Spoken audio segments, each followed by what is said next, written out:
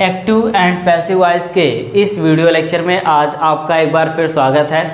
देखिए, इससे पहले वीडियो लेक्चर में एक्टिव एंड पैसिव वॉइस के मैंने आपको ये बताया था कि एक्टिव वॉइस का सेंटेंस क्या होता है और पैसिव वॉइस का सेंटेंस क्या होता है, किस तरह से हम ये फाइंड आउट करते हैं कि ये सेंटेंस एक्टिव वॉइस का सेंटेंस है और ये सेंटेंस पैसिव वॉइस का सेंटेंस है। और एक्टिव वॉइस और पैसिव वॉइस के सेंटेंस को समझने से पहले हमें किन किन बातों का ध्यान देना ज़रूरी होता है, मैंने आपको एक्टिव एंड पैसिव वॉइस के पहले वीडियो लेक्चर में बताया है। अगर आपने पहला वीडियो लेक्चर नहीं देखा है एक्टिव एंड पैसिव का, तो जाइए सबसे पहले आप एक्टिव एंड पैसिव का पहला वीडियो लेक्चर यानी पार्ट नंबर 1 का वीडियो लेक्चर देखिए। उसके बाद आइएगा इस वीडियो पे, जहाँ पे आपको ये बताया जाएगा कि किस तरह से हम एक्टिव वॉइस के सेंटेंस को पैसिव वॉइस के सेंटेंस में चेंज करते हैं। जब हमारा सेंटेंस टेंस का होता है, मॉडल हेल्पिंग वर्ब का होता है, इंपरेटिव सेंटेंस होता है, इन्फिनेटिव सेंटेंस होता है या एडिशनल फैक्ट का कोई सेंटेंस होता है, तो कैसे हम इस तरह के एक्टिव वॉइस के सेंटेंस को पैसिव वॉइस के सेंटेंस में चेंज करते हैं। आज के इस वीडियो लेक्चर में आप इसी फैक्ट के बारे में जानने वाले हैं। यहाँ पे देखिए, सबसे पहले आपको बेसिक रूल के बारे में जानना होगा कि बेसिक रूल्स क्या कहता है एक्टिव वॉइस के सेंटेंस को पैसिव वॉइस के सेंटेंस में चेंज करने के लिए। यहाँ पे देखिए, आपको बताया गया है कि जब आप एक्टिव वॉइस के सेंटेंस को पैसिव वॉइस के सेंटेंस में चेंज करेंगे तो सबसे पहला स्टेप आपका क्या होगा। सबसे पहला आपका स्टेप ये होगा कि जो एक्टिव वॉइस का ऑब्जेक्ट है, जब इस एक्टिव वॉइस के सेंटेंस को पैसिव वॉइस के सेंटेंस में चेंज किया जाएगा तो एक्टिव वॉइस का ऑब्जेक्ट पैसिव वॉइस का क्या बनेगा, सब्जेक्ट बनेगा। और एक चीज़ और सुन लीजिए कि आप एक्टिव वॉइस के सेंटेंस को पैसिव वॉइस के सेंटेंस में तब चेंज करेंगे जब एक्टिव वॉइस के सेंटेंस में कुछ ऑब्जेक्टिव पार्ट होगा। अगर एक्टिव वॉइस के सेंटेंस में कोई भी ऑब्जेक्टिव पार्ट नहीं है तो ऐसे सेंटेंस को, ऐसे एक्टिव के सेंटेंस को आप पैसिव वॉइस के सेंटेंस में चेंज नहीं कर सकते। इस चीज़ का आप ध्यान रखिएगा। यहाँ पे मैंने आपको पहला स्टेप क्या बताया कि एक्टिव वॉइस का ऑब्जेक्ट पैसिव वॉइस का सब्जेक्ट बनेगा। अब यहाँ पे देखिए, स्ट्रक्चर यहाँ पे लिखा गया है। एक्टिव वॉइस का स्ट्रक्चर क्या होता है, बेसिक स्ट्रक्चर क्या होता है, जनरल स्ट्रक्चर क्या होता है। सबसे पहले आप क्या करते हैं, सब्जेक्ट लिखते हैं, उसके बाद हेल्पिंग वर्ब, मेन वर्ब, उसके बाद ऑब्जेक्टिव पार्ट। यही मेन स्ट्रक्चर होता है, यही जनरल स्ट्रक्चर होता है। अब हम जब इस एक्टिव वॉइस के सेंटेंस को पैसिव वॉइस के सेंटेंस में चेंज करेंगे तो हमें सबसे पहले क्या करना होगा, जैसा मैंने आपको बताया है कि ऑब्जेक्ट का क्या बनेगा, सब्जेक्ट। तो इस ऑब्जेक्ट को हम क्या करेंगे, पैसिव वॉइस का सब्जेक्ट बनाएंगे। तो यहाँ पे हो जाएगा सब्जेक्ट। उसके बाद यहाँ पे आपको क्या करना होगा, नेक्स्ट स्टेप पे जो हेल्पिंग वर्ब रहेगा वही हेल्पिंग वर्ब का यहाँ पे यूज किया जाएगा और उस हेल्पिंग वर्ब के साथ बी, बीन या बीइंग का यूज किया जाएगा। तीनों में से किसी एक का यूज किया जाएगा। ये डिपेंड करता है tense, modal helping verb, imperative, infinitive, additional fact वाले सेंटेंस पे।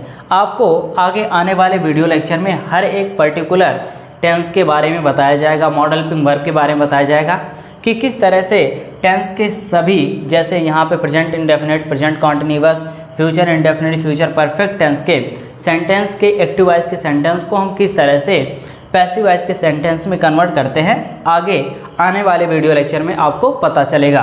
फिलहाल अभी हमारा फोकस होता है यहाँ पे। देखिए, हेल्पिंग वर्ब, एक्टिव वॉइस का हेल्पिंग वर्ब पैसिव वॉइस का हेल्पिंग वर्ब होगा, लेकिन इसके साथ बी, बीन और बीइंग का यूज किया जाएगा। तो यहाँ पे देखिए, आप क्या करेंगे, आप हेल्पिंग वर्ब लिखेंगे, हेल्पिंग वर्ब और इसके साथ बी, बीन या बीइंग का यूज करेंगे। हो गया। नेक्स्ट स्टेप पे आते हैं, यानी थर्ड स्टेप क्या होता है। यहाँ पे देखिए, आपको बताया गया है कि एक्टिव वॉइस का जो मेन वर्ब होता है, अब ये किसी भी फॉर्म में हो सकता है, चाहे वो बेस फॉर्म हो, चाहे वो पास्ट फॉर्म हो, चाहे वो पास्ट पार्टिसिपल फॉर्म हो, चाहे वो प्रेजेंट पार्टिसिपल फॉर्म हो। यानी अगर first form, second form, third form, fourth form हो सकता है, तो इससे मतलब नहीं है। जब आप एक्टिव वॉइस के सेंटेंस को पैसिव वॉइस के सेंटेंस में चेंज करेंगे तब देखिए, आप जब भी मेन वर्ब का यूज करेंगे पैसिव वॉइस के सेंटेंस में तो वहाँ पे वर्ब की कौन सी फॉर्म का यूज किया जाएगा, वर्ब की थर्ड फॉर्म का, यानी पास्ट पार्टिसिपल फॉर्म का। ये कॉमन फैक्ट है। मेन वर्ब की कौन सी फॉर्म, थर्ड फॉर्म। उसके बाद आते हैं अपने नेक्स्ट स्टेप पे, जहाँ पे आपको बताया गया है कि एक्टिव वॉइस का जो सब्जेक्ट होगा वो पैसिव वॉइस का क्या बनेगा, एजेंट बनेगा, लेकिन किसके साथ लगकर, बाई के साथ लगकर। यहाँ पे आप क्या करेंगे, ये जो एक्टिव वॉइस का सब्जेक्ट है इसको पैसिव वॉइस का क्या कर देंगे, एजेंट बना देंगे, लेकिन इसके पहले किसका यूज करके, बाई का यूज करके। यहाँ पे हम क्या कर रहे हैं, एजेंट लिख रहे हैं, एजेंट, और लास्ट में फुल स्टॉप। तो ये स्ट्रक्चर होता है एक्टिव वॉइस का और ये स्ट्रक्चर होता है पैसिव वॉइस का। इस तरह से आप क्या करते हैं, अगर एक्टिव वॉइस के सेंटेंस को पैसिव वॉइस के सेंटेंस में चेंज करते हैं, ये बेसिक रूल फॉलो करके, तो आपका डेफिनेटली जो एक्टिव वॉइस का सेंटेंस होगा वो पैसिव वॉइस के सेंटेंस में बहुत ही आसानी के साथ कन्वर्ट हो जाएगा। अब यहाँ पे देखिए आपको कुछ रूल और बताया गया है। देखिए यहाँ पे सबसे पहले हम टेंस के बारे में बात करते हैं कि टेंस के एक्टिव वॉइस के सेंटेंस को हम किस तरह से पैसिव वॉइस के सेंटेंस में चेंज करेंगे। तो देखिए जब आपका सेंटेंस प्रेजेंट इंडेफिनिट टेंस का सेंटेंस होगा, तो जब आप इसको एक्टिव वॉइस के सेंटेंस से पैसिव वॉइस के सेंटेंस में चेंज करेंगे तो वहाँ पे क्या करना होगा, आपको हेल्पिंग वर्ब में इज एम आर का यूज करना होगा, और जैसा आपको रूल अभी बताया गया है वो सभी रूल इम्प्लीमेंट करना होगा। और अगर आपका सेंटेंस प्रेजेंट कॉन्टिन्यूअस टेंस का सेंटेंस होगा तो आपको क्या करना होगा, हेल्पिंग वर्ब में इज एम आर, उसके बाद इसके तुरंत बाद बीइंग का यूज करना होगा। जैसा मैंने अभी आपको यहाँ पे बताया है कि एक्टिव वॉइस का जो हेल्पिंग वर्ब होगा, जब इसको पैसिव वॉइस के सेंटेंस में चेंज करेंगे तो आप क्या करेंगे, हेल्पिंग वर्ब के साथ बी, बीन और बीइंग का यूज करेंगे। यहाँ पे आप क्या करेंगे, प्रेजेंट कॉन्टिन्यूअस टेंस के सेंटेंस में इज एम आर का यूज करेंगे हेल्पिंग वर्ब के तौर पे, और इसके बाद इसके तुरंत बीइंग का यूज कर देंगे। लेकिन जब आपका सेंटेंस प्रेजेंट परफेक्ट टेंस का सेंटेंस होगा तो आपको क्या करना होगा, हैज़ या हैव, आप क्या करते हैं प्रेजेंट परफेक्ट टेंस के सेंटेंस में हेल्पिंग वर्ब के तौर पे यूज़ करते हैं। जब आप इस टेंस के एक्टिव वॉइस के सेंटेंस को पैसिव वॉइस के सेंटेंस में चेंज करते हैं तो आप क्या करते हैं, या तो हैज़ बीन या तो हैव बीन का यूज करते हैं सेंटेंस में आए हुए सब्जेक्ट के अकॉर्डिंग। लेकिन जब आपका सेंटेंस पास्ट इंडेफिनिट टेंस का सेंटेंस होता है तो वहाँ पे आप हेल्पिंग वर्ब वाज और वर का यूज करते हैं, और जब पास्ट कॉन्टिन्यूअस टेंस का सेंटेंस होता है तो वहाँ पे आप क्या करते हैं, वाज वर के साथ बीइंग का यूज करते हैं। पास्ट परफेक्ट टेंस का सेंटेंस होता है तो आप क्या करते हैं, हैड बीन का यूज करते हैं। फ्यूचर इंडेफिनिट टेंस का सेंटेंस होता है तो वहाँ पे आप क्या करते हैं, विल बी का यूज करते हैं, और फ्यूचर परफेक्ट टेंस का सेंटेंस होता है तो आप क्या करते हैं, विल हैव बीन का यूज करते हैं। अच्छा, आप एक चीज़ यहाँ पे ये नोट कर रहे हैं कि यहाँ पे जो लिखा गया है present indefinite, present continuous, present perfect, past indefinite, past continuous, past perfect, future indefinite, future perfect tense, इन सभी सेंटेंस को अगर हम देखते हैं तो यहाँ पे देखिए प्रेजेंट परफेक्ट कॉन्टिन्यूअस टेंस का सेंटेंस नहीं लिखा गया है, पास्ट परफेक्ट कॉन्टिन्यूअस टेंस का सेंटेंस नहीं लिखा गया है, future continuous, future perfect continuous tense का सेंटेंस नहीं लिखा गया है।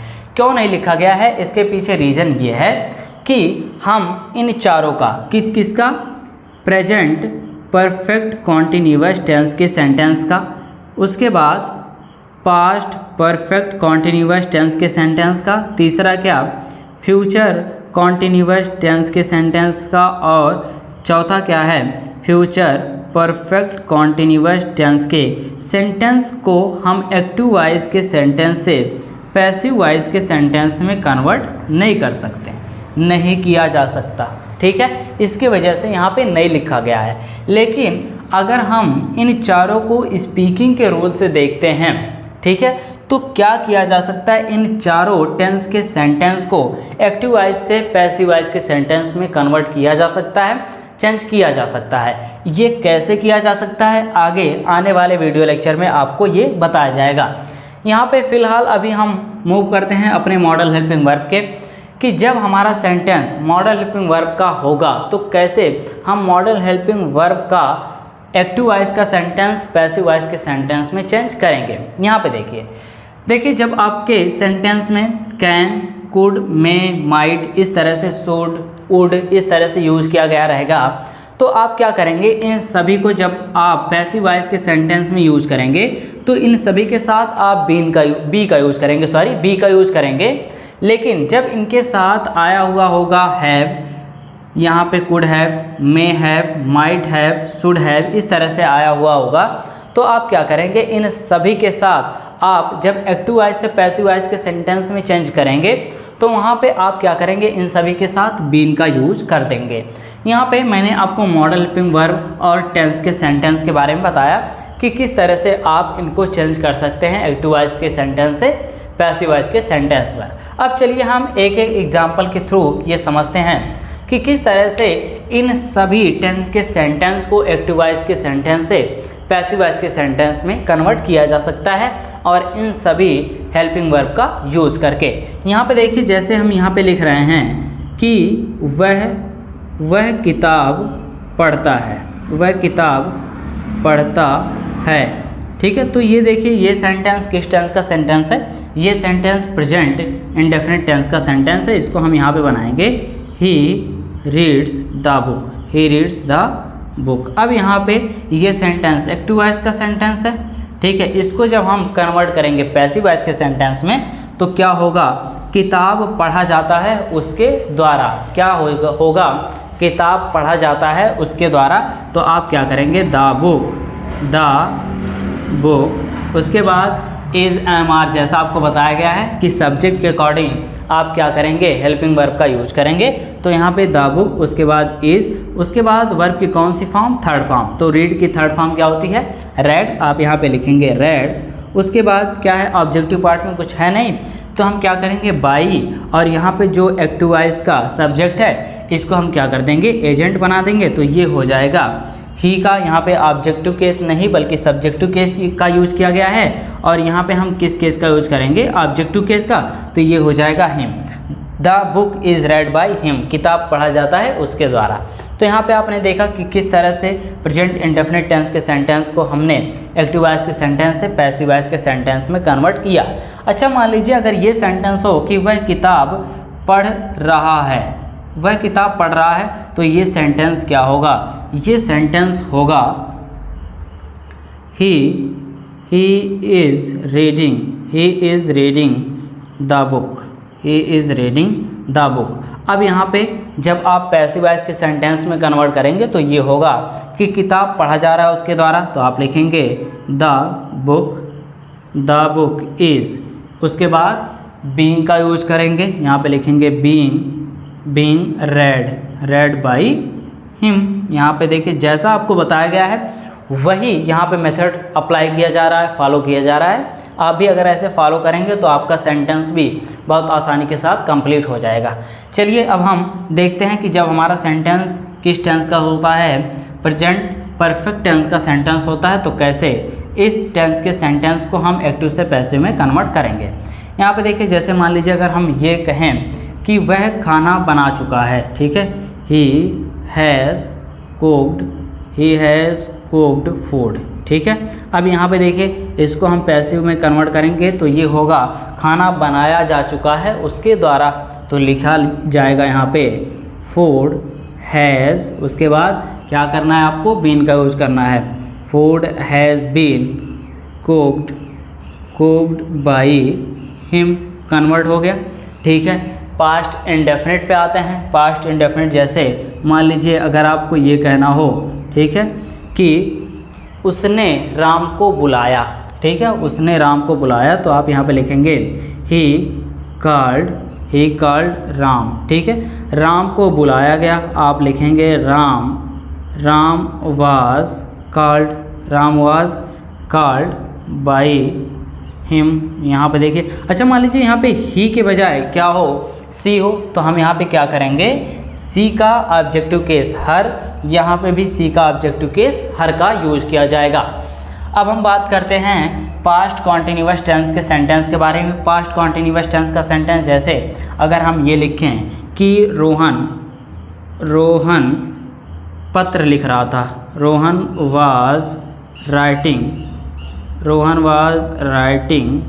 आ लेटर, तो आप लिखेंगे पत्र लिखा जा रहा था रोहन के द्वारा, तो आप लिखेंगे आ लेटर वाज, उसके बाद क्या, being, a letter was being written by बैरोहन, यहाँ पे देखिए। अच्छा, एक चीज़ और आप ध्यान दीजिए कि पैसिव वॉइस के सेंटेंस में ये ज़रूरी नहीं होता है सब्जेक्ट जो एजेंट बन रहा है उसका यूज करना। कहीं कहीं पे ऐसा सेंटेंस आता है जहाँ पे काम करने वाले का पता ही नहीं रहता है। जैसे अगर मैं ये कहूँ कि मिठाई बांटी जा रही है, ठीक है, मंदिर सजाया जा रहा है, तो यहाँ पे देखिए काम कौन कर रहा है इसका कुछ अता पता है ही नहीं। तो ऐसे सेंटेंस में आप क्या करेंगे, बाई का यूज नहीं करेंगे, क्योंकि वहाँ पे बाई के साथ एजेंट का यूज ही नहीं हो रहा है, तो बाई का यूज करने की कोई ज़रूरत है नहीं। ठीक है, अब इसी तरह से आप हर एक फैक्ट को, हर एक टेंस के सेंटेंस को एक्टिव वॉइस के सेंटेंस से पैसिव वॉइस के सेंटेंस में चेंज करेंगे। इसको आगे आने वाले वीडियो लेक्चर में हर एक टेंस के पर्टिकुलर वीडियो लेक्चर में आपको बताया जाएगा कि क्या रूल होता है। तो आज के इस वीडियो लेक्चर में मैंने आपको ये बताया कि बेसिक रूल्स क्या होता है एक्टिव वॉइस के सेंटेंस को पैसिव वॉइस के सेंटेंस में चेंज करने का, और टेंस के सभी जैसे प्रेजेंट इंडेफिनिट और इस तरह के टेंस के सेंटेंस को हम किस तरह से एक्टिव वॉइस के सेंटेंस से पैसिव वॉइस के सेंटेंस में चेंज करते हैं, और वहाँ पे हेल्पिंग वर्ब क्या होगा, मेन वर्ब क्या होगा। आगे आने वाले वीडियो लेक्चर में आपको ये बताया जाएगा model helping verb, imperative sentence, infinitive, additional fact के सेंटेंस के बारे में कि ये सभी सेंटेंस क्या होते हैं, कैसे इस तरह के एक्टिव वॉइस के सेंटेंस को पैसिव वॉइस के सेंटेंस में कन्वर्ट किया जाता है। तो आज के इस वीडियो लेक्चर में बस इतना ही।